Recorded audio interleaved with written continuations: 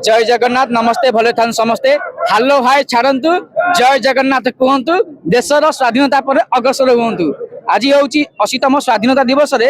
ए तिरंगा पत्र धरी समस्त शांति मैत्री धैर्य बांटा सहित आमर स्वाधीनता 80तम होती आम पूर्व पुरुष मैंने आम देश जो स्वाधीनता दे जो प्राण बलि जो त्याग करते सत्य कौन समस्त मन भूली गले कि सेटा उज्जीवित करने देशर स्वाधीनता पथ अग्रसर करने शांति धैर्य मित्र एवं पवित्रता समस्त समस्त मन में पुणी उद्वेलन करने को चाहूँगी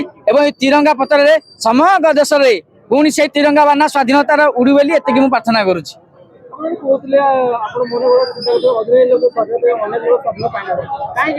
हाँ अधिनियम स्वाधीनता पढ़ते किसी लोक मन भर पुणी स्वाधीनता ना बोली से आंदोलन कर